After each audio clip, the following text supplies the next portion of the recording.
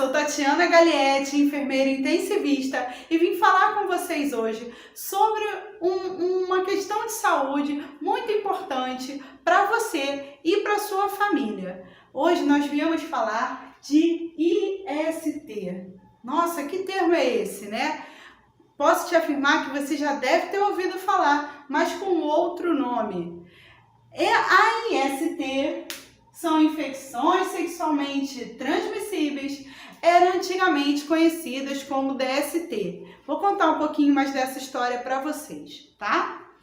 As ISTs, infecções sexualmente transmissíveis, hoje são conhecidas por este nome, por esta sigla, porque hoje já se entende que as pessoas que estão com a patologia pode se apresentar ígida, né? Antigamente a gente chamava de DST, doença sexualmente transmissível. E o que é uma doença? A doença, uma patologia, né? Ela é instituída por sinais e sintomas. Então, muitas das vezes a gente olhava para a pessoa, principalmente na finalzinho da década de 80, né?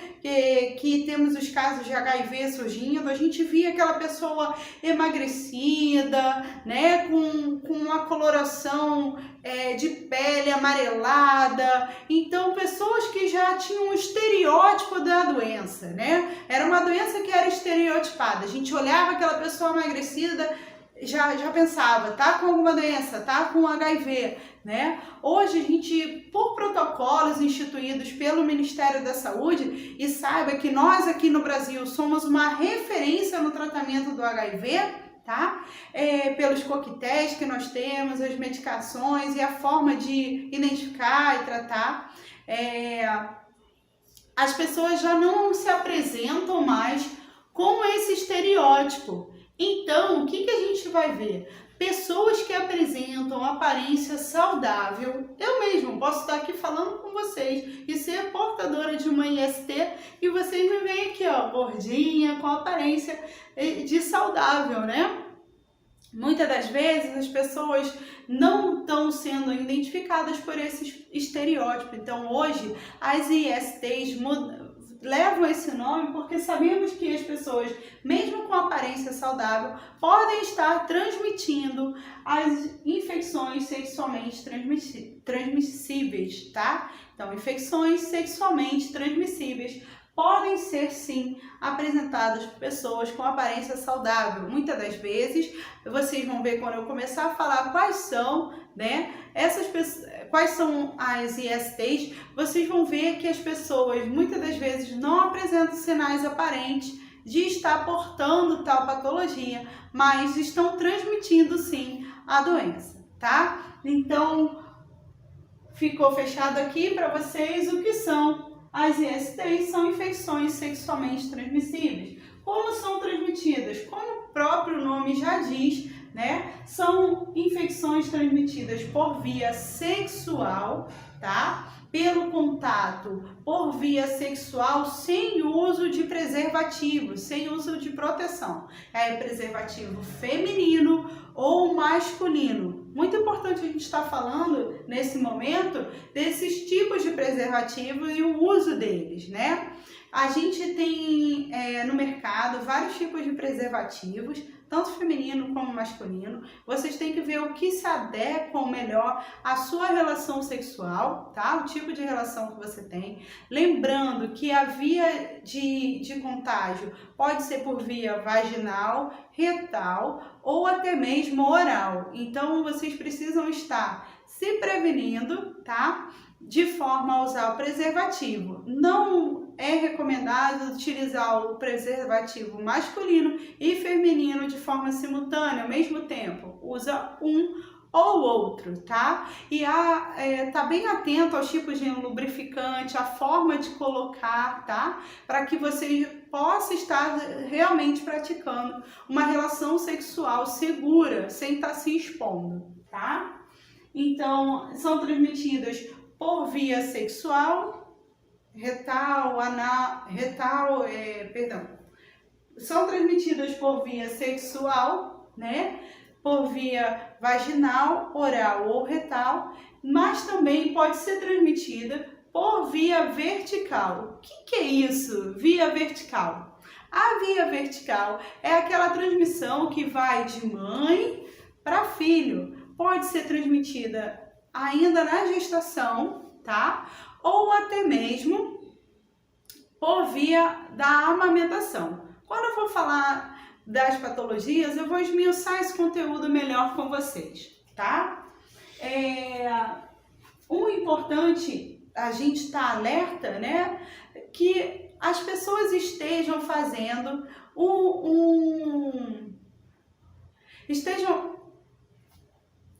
importante é que a gente esteja alerta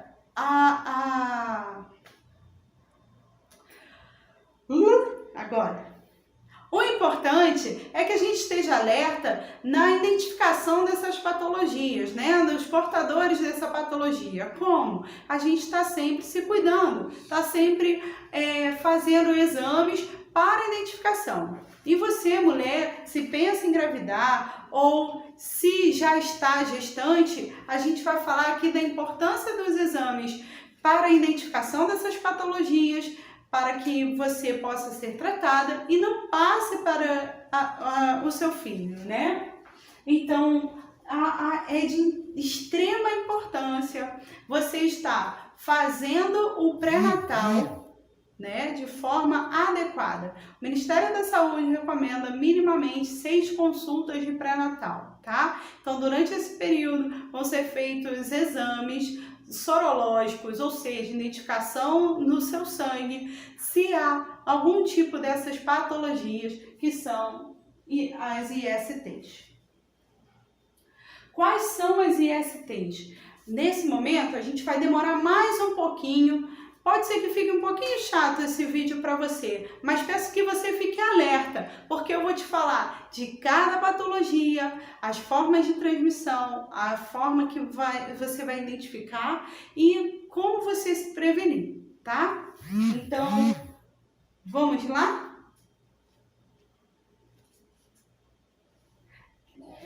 Então, vamos lá. Vamos abordar agora as ISTs de forma mais lenta, né? De forma que vocês possam estar acompanhando, né? E entendendo melhor sobre a forma de prevenção e como identificar, né, a IST. Vamos falar primeiramente do HIV, né? Muitos de vocês já devem ter ouvido falar do HIV. O que é, afinal, o HIV? É ocasionado por um vírus, tá? O HIV, que é o vírus de imunodeficiência humana, né? Também é um termo que é da língua inglesa, a gente usa uma sigla, né, para identificar a HIV. Então, é um vírus da imunodeficiência humana, tá? E esse vírus vai estar fazendo o quê? Ele vai estar atacando o seu sistema de defesa do seu organismo. Ele vai estar diminuindo a sua imunidade. E o que acontece quando a nossa imunidade baixa? Eu posso ouvir você falando. Você deve ter falado aí, quando a nossa imunidade é baixa, você está suscetível a adquirir doenças. Então, quando a imunidade da gente está baixa, né, a gente fica suscetível a qualquer tipo de patologia, ou seja, quando a pessoa é acometida pelo HIV, o sistema imunológico dela é agredido, né, por esse vírus e o que acontece? O sistema de defesa dela fica totalmente prejudicado, né? Então a pessoa pode adquirir doenças oportunistas, que são doenças que vão estar, que a gente vê muito comumente, tuberculose afetando, né, a pessoa que tem o HIV, outros tipos de pneumonia, tá? Mas o sistema de defesa, então, fica totalmente prejudicado. E aí a pessoa fica suscetível a apresentar outras patologias. O HIV, tá? Ele também é de transmissão por via não só sexual, mas também por via vertical. Como assim vertical, Tatiana? Como eu falei lá no início, através da mãe para o bebê. E o HIV, ele pode atravessar a barreira transplacentária, tá? O que é isso? Ele pode sair do organismo materno e contaminar o organismo fetal, da mãe para o bebê ainda na barriga. Outro ponto importante do HIV é que ele pode ser transmitido também através da amamentação. Então, quando a gente está lá na maternidade, aí eu vou puxar um pouquinho da sardinha para o meu lado, né? A gente lá na instituição onde a gente acolhe o recém-nascido e a puérpera, a gente faz teste rápido se essa mulher não fez o pré-natal de forma adequada ou se ela não apresentar esses exames, a gente vai ver se ela é portadora para a gente poder liberar ou não a amamentação, para que a gente não exponha esse recém-nato a estar adquirindo tal patologia. Então, o HIV, quando a mãe tem HIV, é impeditivo a amamentação. A mãe não pode praticar o aleitamento materno, tá? O HIV hoje, ele pode ser, né, facilmente tratado por medicações ofertadas pelo Sistema Único de Saúde. Como eu falei para vocês, nós somos referência aqui no Brasil, referência de identificação, referência de protocolo, tá? Porque é o único país que fornece as medicações e a identificação de tal patologia. Então, a gente aqui no Brasil quase não tem mais pacientes internados por doenças oportunistas. Por quê? Há um acompanhamento, né, desses pacientes de forma adequada e é ofertado medicação de forma adequada. O recém-nato que é exposto verticalmente, né, ou seja, que a mãe é HIV e ele pode estar exposto a esse vírus durante a gestação, esse recém-nato já no seu nascimento já toma medicamentos, né, protocolados para que ele possa zerar sua carga viral. Então, muitas das vezes, essa criança passa ao longo da vida dele sem apresentar nenhum sinal ou sintoma da patologia, ou até mesmo sem carga viral, tá? Outra patologia que a gente vai estar vendo na IST, né, das ISTs, é a sífilis. A sífilis, por que eu agrupei aqui assim o HIV e a sífilis? Porque a sífilis também, além de ser transmitida por via sexual, ela também é transmitida por via vertical. Também pode passar para o feto, tá? Durante a gestação. O que é a sífilis? A sífilis ela é uma patologia causada por uma bactéria chamada treponema. Tá? Bem sugestivo o nome, né? Bem sugestivo com a relação sexual, treponema. E aí, ó, a sífilis ela pode estar causando lesões. E hoje a gente vê um número muito grande de pacientes com sífilis. Por quê? A sífilis ela tem 3 estágios. No primeiro estágio, ela apresenta uma lesão que pode estar no órgão sexual. Então, no pênis ou na vagina, apresenta-se uma lesão que em 7 dias fecha, some, desaparece, muitas das vezes. Esse é o grande perigo, que a pessoa acha que foi um pelo que encravou, né? Foi um machucadinho que deu e depois sumiu, não tenho mais nada. Porém, o treponema continua no organismo da pessoa e transmitindo a doença, tá? E muitas das vezes no órgão sexual feminino, né, que é uma característica de um órgão interno, essa lesão não vai se apresentar na vagina, mas sim no colo uterino, no canal vaginal, e daí a mulher muitas das vezes não vai identificar que está com tal patologia, tá? Na maternidade onde eu trabalho, teve uma vez que a gente teve um andar inteiro de mulheres infectadas por sífilis. Como assim? Foi infecção hospitalar? Não foi infecção hospitalar. E como eu estou falando para vocês, ele é transmitido por via sexual. Então, Todas as ISTs, elas são transmitidas através do contato por via sexual ou até mesmo com algumas, né, com secreções e pele não íntegra, tá? Então não foi uma infecção que eles adquiriram no hospital. Todas essas mulheres adquiriram essa infecção por via sexual. Gente, isso é uma realidade hoje no Brasil. Há um número muito grande de pessoas contaminadas pela sífilis e é uma patologia que a gente tem há muito tempo no mundo e é tratada simplesmente com um dos primeiros antibióticos que foi criado pelo homem, que é a penicilina, tá? Então, a sífilis, ela tem, como eu disse para vocês, 3 estágios. O primeiro é essa lesão, né? Que muitas das vezes some e a pessoa acha que está curada. O segundo estágio, ele pode apresentar lesões, né? Hiperemia. O que é hiperemia? Pintinhas vermelhas nas mãos e nos pés. É muito característico não só no corpo, mas na palma da mão e na sola dos pés, tá? Muitas das vezes pode ser confundida com outras doenças exantemáticas, que são essas doenças que deixam as pintinhas vermelhinhas. E daí, ó, isso passa desapercebido de novo porque ela some novamente. O terceiro estágio, que aí vão ser lesões cerebrais, neurológicas, de articulações, e aí é o estágio mais grave da doença. Para o recém-nato, o que vai acontecer? A mulher com sífilis vai passar para o seu bebê, podendo ocorrer o risco de aborto, parto prematuro, tá? E algumas coisas que ocorrem no período neonatal, como neuropatias, que são doenças neurais, né?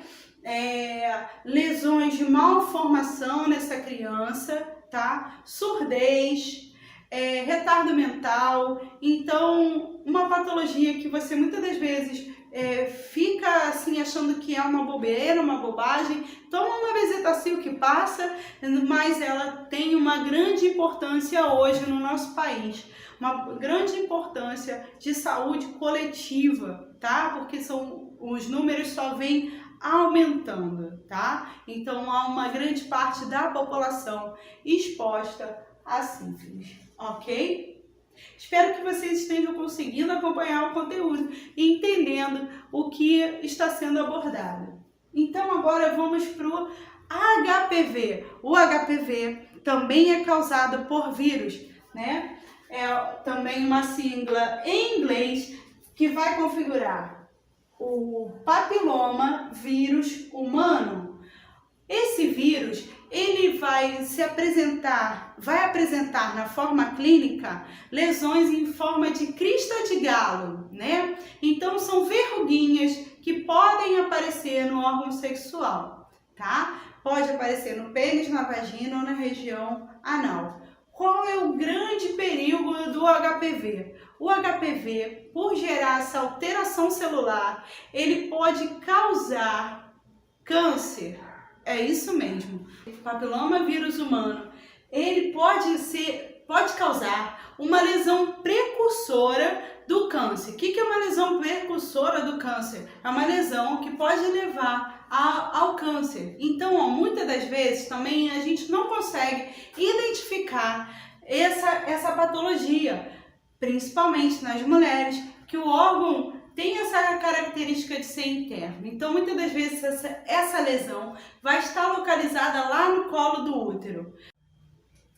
Espero que você esteja conseguindo acompanhar. Tá escrevendo tudo aí? Então, o HPV é importante que você esteja fazendo para se prevenir o preventivo, que é o Papa Nicolau, né? Aquele exame que é preciso fazer de forma anual e se não apresentar nenhuma alteração desse exame, e daí prolonga o período de estar fazendo, tá? Então acompanhe com o seu ginecologista, não deixe de fazer o seu preventivo, mulher. O HPV, então, muitas das vezes não identificamos, né, no recém-nato uma transmissão vertical. Outra coisa muito importante, anota aí, o HPV hoje já tem uma forma de se prevenir. O Ministério da Saúde oferta no calendário básico de vacinação a vacina contra o HPV para a fase da adolescência. A partir de 9 anos de idade, a menina já pode tomar, e o menino também, a sua vacina contra o HPV, tá? Então, não é ofertada para a população adulta, porque já se entende que a população adulta, ela é sexualmente ativa e muitas das vezes já foi exposta ao HPV, não havendo como vacinar ainda. Gonorreia é outra IST que é muito importante, é uma patologia também, ó, bem antiga, mas a gente ainda tem hoje aqui no nosso país e mundialmente. A gonorreia, ela é causada por uma bactéria, tá? E a pessoa vai apresentar uma secreção esbranquiçada e muitas das vezes dor, né? Na mulher, a mulher vai sentir dor na região pélvica, principalmente ali, que o pessoal chama popularmente do pé da barriga, sabe onde é? Então, ali embaixo do ventre, a mulher vai estar sentindo dor, tá? E o grande risco é que pode apresentar uma infecção maior e a mulher pode até perder os órgãos sexuais internos, que são o útero e os ovários, tá? Então, a gente precisa estar fazendo esse acompanhamento, né? Vai apresentar aquele corrimento de coloração esbranquiçada, certo? E o homem, o que o homem vai sentir quando tem gonorreia? Ele vai sentir uma ardência ao urinar, muitas das vezes vai sair essa secreção, tá? Esbranquiçada também pelo pênis, ele sente como se fosse uma uretrite, né? Uma infecção que vai causar uma dor e ardência, muitas das vezes pode ser confundido com infecção urinária, tá? A gonorreia também tem tratamento com antibiótico terapia. Gente, eu tô falando aqui de ISTs e tô falando para vocês alguns tratamentos, mas sempre é importante procurar a consulta de um profissional de saúde adequado para estar te indicando, né, o tratamento adequado e identificando qual patologia realmente você está apresentando, tá? Então não tenha vergonha e vá procurar uma assistência caso apresente qualquer sintoma ou alteração da sua saúde. Gente, é muito importante a gente estar se cuidando, né? Como diz a palavra de Deus, né? Amai o próximo como a ti mesmo. Você precisa se amar, né, para que possa ofertar o amor a outro. Então, comece por você, se cuidando. Clamídia. A clamídia também é uma IST provocada por uma bactéria, tá? A clamídia. Lembrei de uma coisa aqui na gonorreia, tá? De falar da questão vertical. O recém-nato também pode ser contaminado pela gonorreia, causando infecção, sepse do tipo infecção generalizada ou até mesmo uma simples conjuntivite. Quando o bebê passa pelo canal de parto, esse canal de parto está com a presença de secreção e aí essa secreção pode se alojar na conjuntiva da criança, fazendo um processo de conjuntivite. Por isso, quando o bebê nasce, joga aquele colíriozinho nos olhos, tá? Então, para que possa se prevenir dessa conjuntivite causada por gonorreia, tá? Então, aqui voltando na clamídia, a clamídia também é causada por bactéria, só que é a coloração da secreção que vai ser diferenciada, tá? Na clamídia, a secreção vai ser mais coloração esverdeada e tem um odor característico de peixe, né? Então tem esse odor fétido da secreção e muitas das vezes a secreção é acinzentada, esverdeada, tá? Então a mulher vai apresentar esse corrimento dessa coloração e o homem também vai apresentar os mesmos sinais parecidos com a gonorreia, né? Que é aquela ardência e a presença da secreção algumas das vezes. Quais são os riscos dessas ISTs? Elas podem levar à esterilidade, né? Como eu já disse anteriormente. Você pode estar tendo infecção nos seus órgãos sexuais e esses órgãos podem ocorrer uma disfunção, né? pode ocorrer que a pessoa não vai ter uma função sexual adequada pela dor, e outra questão é a dificuldade de engravidar. Aonde tem infecção é sinal que o teu corpo não está funcionando de forma adequada, porque ali tem um micro-organismo que vai estar atrapalhando tudo, tá? Então, ó, essas são as ISTs, tá? E aí, como a gente se previne da IST? Já dei uma dica lá no início do vídeo, não? Olha aí na sua anotação, vê se não tá lá.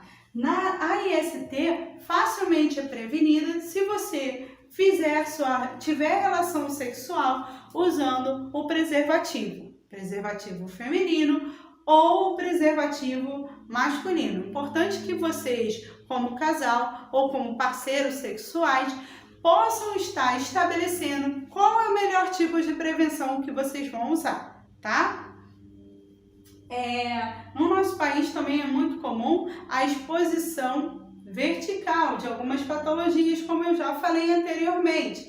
Então, há necessidade de se fazer o pré-natal de forma adequada, com a coleta das sorologias para HIV e sífilis, principalmente, tá? E as consultas ginecológicas. Então, como eu disse para vocês, não deixem de se cuidar, cuide-se, tá? Cuide do teu corpo, cuide de você, para que você tenha uma vida saudável e não leve doenças e problemas para a sua família e para a sua vida.